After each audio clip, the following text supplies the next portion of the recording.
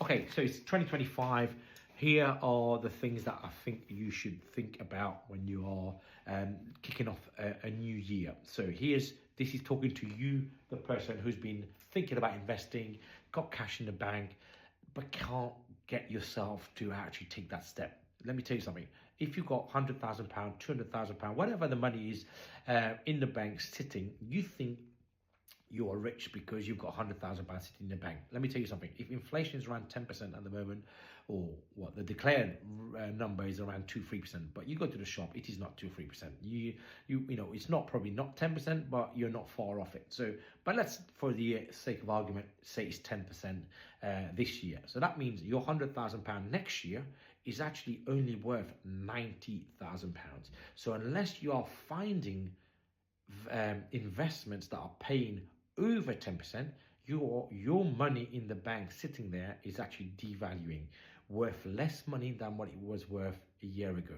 So unless and until you start to put that money to work and invest it, or get investment, for example, you could invest it with equity capital, where we will then pay you a return on your money. You could invest it in shares. You'll find companies that are doing well and their share price increases over time because their future profit is going to be good.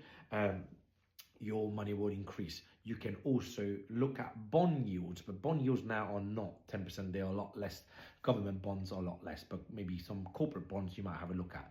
You could look at property investment, of course. You know, as long as you're buying below market value. You know, the key here is this, Warren Buffett calls margin of safety when they're buying shares, or Charlie Munger. So margin of safety is basically saying you're buying a share that's worth £60, but you're paying £50 for it because the market doesn't realize there's a discount here.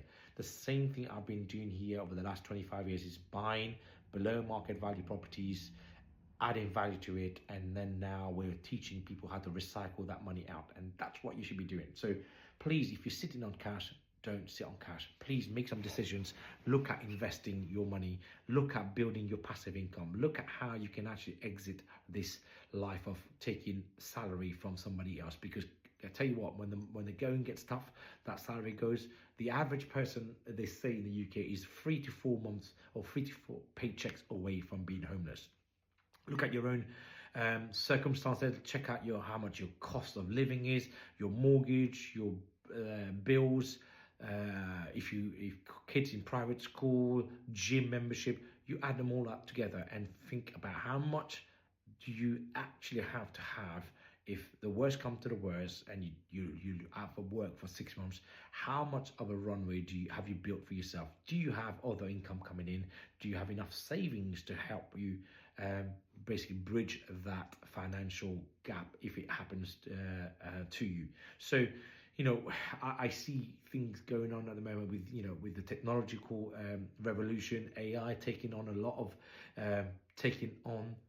of the menial, repetitive work out of the market.